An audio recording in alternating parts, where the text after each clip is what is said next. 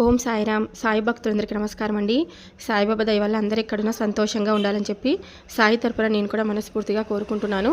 ఈరోజు వీడియోలో సాయి పిలుపు ద్వారా మనకు వచ్చినటువంటి సందేశం ఏంటంటే, ఈరోజు రాత్రిలోపు నువ్వు ఒక ఊహించినటువంటి అద్భుతమైనటువంటి శుభవార్తను తప్పకుండా వినబోతున్నావు. నేను చెప్పినటువంటి ఈ సందేశాన్ని పూర్తిగా ఆలకించి ఈరోజు ప్రశాంతంగా నిద్రించు అని బాబాగారు మనకు ఒక చక్కటి సందేశం ద్వారా మన ముందుకైతే వచ్చారండి. సందేశాన్ని ఎందుకు అందించాలనుకుంటున్నారు అనేది మనం ఆయన మాటల ద్వారానే తెలుసుకుందాం. వీడియో మొదలుపెట్టే ముందు ప్రతి ఒక్కరికి ఒక చిన్న రిక్వెస్ట్ అండి. ఈ సందేశం కనుక మీ అందరికీ నచ్చినట్లయితే తప్పకుండా మన వీడియోకి లైక్ చేసి మరికొంతమంది సాయి భక్తులకైతే షేర్ చేయండి. కొత్తగా మన ఛానల్ని ఎవరైనా చూస్తుంటే కనుక తప్పకుండా సబ్స్క్రైబ్ చేసుకొని సపోర్ట్ అయితే ఇవ్వండి. ఎలాంటి కష్టాలు సమస్యలు ఉన్నా నాకు మర్చిపోకుండా కామెంట్ అయితే రాయండి. నేను బాబాగారి గుడికి వెళ్ళినప్పుడల్లా మీ పేర్లు చదివి తప్పకుండా ప్రేరైతే చేస్తాను. బాబాగారి సందేశాన్ని వినే కన్నా ముందు చాలామంది ఎక్కడెక్కడో జాతకం అనేది చెప్పించుకుంటూ ఉంటారు. ఎలాంటి ప్రయోజనం లేక చాలా బాధపడుతూ ఉంటారు. కానీ ఈ గురువుగారి దగ్గర చూపించుకున్న ప్రతి ఒక్కరికి కూడా 100% పరిష్కార మార్గం తప్పకుండా లభించిందండి. చాలా నమ్మకమైనటువంటి గురువుగారు అనమాట. నేను కూడా చిన్న చిన్న సమస్యలుంటే గురువుగారిని సంప్రదిస్తూ ఉంటాను. నాకంతా కూడా మంచి జరిగింది. షిరిడి సాయిబాబా ఆశీస్సులతో మనకి జాతకం అనేది చెప్తారండి ఈ గురువుగారు. స్త్రీ పురుషులకు వశీకరణం కూడా చేస్తారు. ఇతర ఎటువంటి పర్సనల్ సమస్యలైనా మనకు జ్యోతిష్యం చెప్తారు. వీరి నెంబర్ వచ్చేసి 8886784446. ఫోన్ ద్వారానే మీకు జ్యోతిష్యం చెప్తారు. ప్రేమ సమస్యలు, పెళ్లి సమస్యలు, మనోవేదన, శత్రు సమస్యలు, పిల్లల పొరపాట్లు, భార్యాభర్తల మధ్య సమస్యలు, విడాకులు, ఇంకా ధన సమస్య, మీ జీవితంలో ప్రతి ఒక్క సమస్యకి గురువుగారి దగ్గర తప్పకుండా పరిష్కారం అనేది లభిస్తుందండి. పరస్త్రీ మరియు పురుష వశీకరణం చేస్తారు. స్త్రీ పురుషులకు ఎటువంటి సమస్యలున్నా 100% పరిష్కార మార్గం తప్పకుండా చూపించబడుతుందండి. గురువుగారికి నమ్మకంతో ఇక్కడ స్క్రీన్ పైన నెంబర్ కనిపిస్తుంది కదా, ఈ నెంబర్కు కాల్ చేసి మీ సమస్యను ఉన్నట్లుగా చెప్పుకోండి.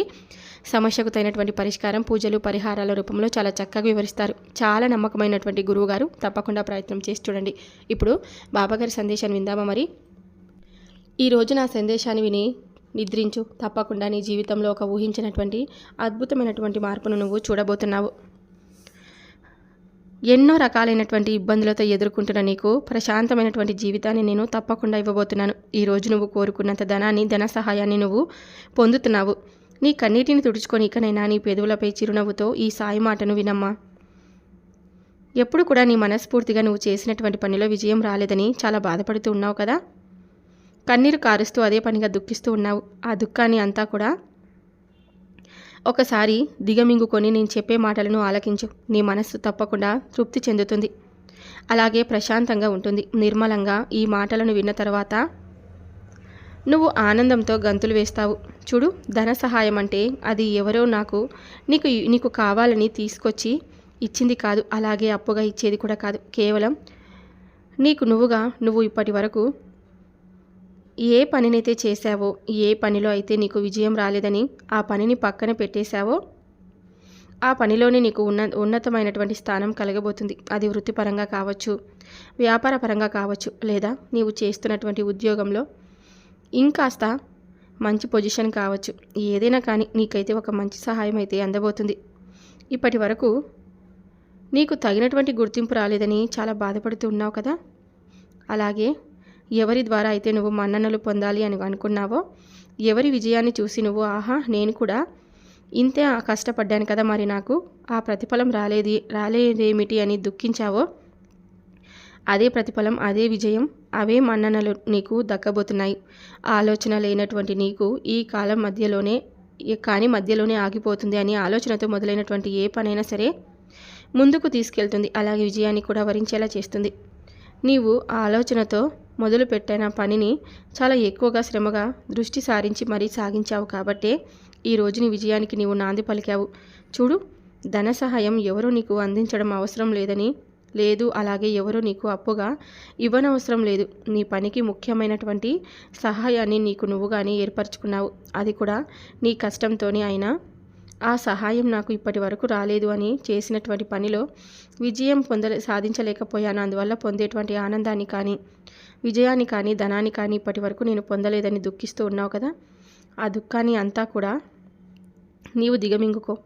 నేను నీకు సరిగ్గా అంటే ఈ రోజు నుండి సరిగ్గా 2 రోజులలోపు ఉదయాన్నే 9 గంటలకు నీ తలుపు తట్టబోతున్నాను. అది కూడా ఇంట్లో ఎవరితో చెప్పకుండా. నువ్వు చెప్పొద్దు. నీ మనసు నిండా కూడా గంపడంత ఆశతో ఎదురు చూస్తూ ఉండు. ఆ సహాయం ఏదో ఒక రూపంలో నీ తలుపు తడుతుంది. నేనే దిగి రావనవసరం లేదు. నా ద్వారా ఎవరో ఒకరి రూపంలో తప్పకుండా నీకు సహాయం అయితే అందుతుంది.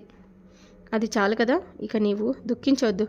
అలాగే నువ్వు ఎక్కువ బాధ కూడా పడొద్దు. నీకైతే సహాయం అందుతుంది. ఇది చాలు కదా, నువ్వు ఇంకా బాధపడింది చాలు. ఎప్పుడు బాధపడుతూ ఉండడం వల్ల నేను అసలు చూడలేను. ముందు ఆ కన్నీరు తుడుచుకో.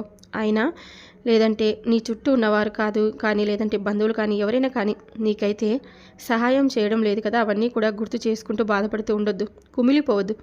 నీకు ఒక మాట చెప్తాను విను. ప్రస్తుతం ఈ సమాజంలో మానవ సంబంధాలన్నీ కూడా కేవలం అవసరానికి మాత్రమే ఏర్పడి ఉన్నాయని నువ్వు గుర్తు చేసుకో. ఆ అవసరం తీరిపోయాక వాళ్ళెవరో మనమెవరో అనేలాగా ఇప్పుడు ఉంటారు కాబట్టి, ఆ బంధాల గురించి నువ్వు మారిపోతూ ఉంటారు కాబట్టి, వారి గురించి నువ్వు అసలు ఇప్పటి వరకు నువ్వు ఎవరి ద్వారా అయితే ఎలాంటి ప్రయోజనం పొందలేదు కదా, కాబట్టి ఎవరు కూడా నీకు సహాయం చేయలేదు. కానీ అలాగే ఇప్పటి వరకు నీవు ఎంతో బాధలో ఉన్నా కనీసం పలకరించే నాదుడు లేరని చాలా అంటే చాలా బాధపడ్డావు. అవన్నీ కూడా జాగ్రత్తగా గుర్తుంచుకో. మరలా నీకు ధనం అందబోతుంది. తప్పకుండా నీకు సహాయం అందించే బాధ్యతను నేను తీసుకుంటాను. నీ చుట్టూ చేరేటువంటి బంధువులు కూడా ఎక్కువ అవుతారు. అలాగే నీకు పరిచయాలు పెరుగుతాయి. కాబట్టి వారందరితోనూ ఏ విధంగా ప్రవర్తించాలో అలాగే మసులుకో. ఎక్కువగా ఎవరిని కూడా నమ్మొద్దు. ఎందుకంటే దానివలన ఇంకా నువ్వు బాధపడినటువంటి పరిస్థితులు ఏర్పడతాయి. జాగ్రత్త, కాలం మారిపోయింది. అతిగా ఎవరిని కూడా నమ్మొద్దు అని ఎన్నిసార్లు ఎందుకు చెప్తున్నానో తెలుసా? ఎందుకంటే ఇప్పుడు ప్రస్తుతం సమాజంలో ఎవరికి వారే చాలా గందరగోళమైనటువంటి పరిస్థితులను పొందుతూ ఉన్నారు. అంటే ఎవరిని నమ్మాలో ఎవరిని నమ్మకూడదనేటువంటి పరిస్థితుల్లో ప్రతి ఒక్కరు ఉన్నారు. నువ్వు ప్రస్తుతం సహాయం కోసం ఎదురు చూస్తూ బాధలో ఉన్నప్పుడు ఎవరు కూడా పలకరించలేదు. నిజమే కదా, కనీసం వారి దగ్గర ఉన్నా కూడా నీకు సహాయం చేసేందుకు ఎవరు కూడా ముందుకు రాలేదు. కాబట్టి అలాంటి వారు మరలా నీ చుట్టూ చేరేటువంటి అవకాశం ఉంది. కాబట్టి వారిని పూర్తిగా నువ్వు దూరం పెడితే చాలా మంచిది. జాగ్రత్తగా గుర్తించి పైసా జాగ్రత్తగా కూడబెట్టుకొని నీ కుటుంబానికి అవసరమైనటువంటి అవసరాలన్నీ కూడా తీర్చుకో. అలాగే నువ్వు ఏదైతే కోల్పోయావో ఆ జీవితం మరలా తిరిగి పొందు. అలాగే నీకు మరలా జాగ్రత్త. వీరిని వీలైనంత దూరం పెడితే అంత చాలా మంచిది. అంతా నీకు మంచి జరుగుతుంది. వారు ఎవరంటే నీ ముందు ఒక మాట, నీ వెనక మరొక మాట మాట్లాడుతూ ఉంటారు చూడు. మనిషి రూపంలో ఉన్నటువంటి 2 నాలుకల పాము లాంటి వారు నీకు తారసపడతారు. కాబట్టి వారి ముందు జాగ్రత్తగా ఉండమని మరీ నిన్ను హెచ్చరించి చెప్తున్నాను.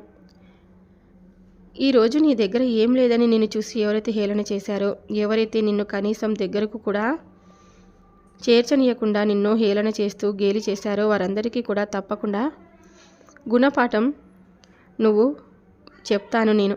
ఈరోజు ఉన్నదాన్ని చూసుకొని వారు సంతోషిస్తున్నారు. ఎందుకంటే రేపటి పరిస్థితులు ఎలా ఉంటాయో వారికి తెలియవు కదా. అది కేవలం నిరంతరం కూడా వారితోనే ఎప్పుడు కూడా ముడిపడి ఉంటాయని వారు మర్చిపోతున్నారు.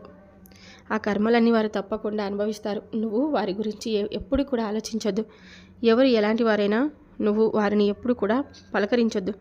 కాలం అనేది ఎప్పటికప్పుడు మారుతూ ఉంటుంది. అది ప్రకృతి ధర్మం. ఈరోజు విచారంగా ఉన్నవారు రేపు సంతోషంగా ఉంటారు. ఈరోజు సంతోషంగా ఉన్నవారు రేపు విచారంగా ఉంటారు. ఎవరి రాతలో ఏ విధంగా రాసిపెట్టి ఉంటుందో అలా తప్పకుండా జరిగే తీరుతుంది. మంచి చెడులు విచక్షణ జ్ఞానం లేకుండా ఉంటే మాత్రం వారికి తగినటువంటి గుణపాఠం తప్పకుండా ఆ భగవంతుడు ఇచ్చే తీరుతాడు. ఇక నుంచి నువ్వు సంతోషంగా ఉండు. నీవు నీ కర్తవ్య ధర్మాన్ని చక్కగా నిర్వర్తించావు. నీకు ఇప్పటి నుంచి అంతా మంచి జరుగుతుంది. నేను చూసుకుంటానని మనసా వాచ కర్మన నమ్మావు కాబట్టి అన్నీ నేనే చూసుకోబోతున్నాను. నువ్వేమీ దిగులు చెందొద్దు, భయపడొద్దు. బాబా ఉన్నాడు, నాకు అన్నీ చూసుకుంటాడు అని ప్రశాంతమైనటువంటి మనసుతో ఉండు. తప్పకుండా నీకు అవసరమైనటువంటి ధనాన్ని ఈరోజు రాత్రిలోపు అందించే తీరుతాను. ప్రతిరోజు కూడా ఇలాంటి మాటలను ఇలాంటి సందేశాలను చెప్తూ ఉంటావు, కానీ నాకు ఎప్పుడు జరగలేదు బాబా అని మాత్రం నువ్వు నన్ను అనుమానించొద్దు. నీకంతా కూడా మంచి జరుగుతుందని తప్పకుండా ఈ బాబా మరలా నీకు గుర్తు చేసి ఇక సెలవు తీసుకుంటున్నాడు. సో విన్నారు కదండి బాబా గారు చెప్పినటువంటి సందేశం. మీ అందరికీ నచ్చినట్లయితే తప్పకుండా మన వీడియోకి లైక్ చేసి మరికొంతమంది సాయి భక్తులకైతే షేర్ చేయండి. కొత్తగా మన ఛానల్ని ఎవరైనా చూస్తుంటే కనుక తప్పకుండా సబ్స్క్రైబ్ చేసుకొని సపోర్ట్ అయితే ఇవ్వండి. ఎలాంటి సమస్యలు కష్టాలు ఉన్నా కూడా నాకు కామెంట్ అయితే రాయండి. నేను మీ పేరు చదివి ప్రేరిత చేస్తాను. సర్వే జనా సుఖినో భవంతు.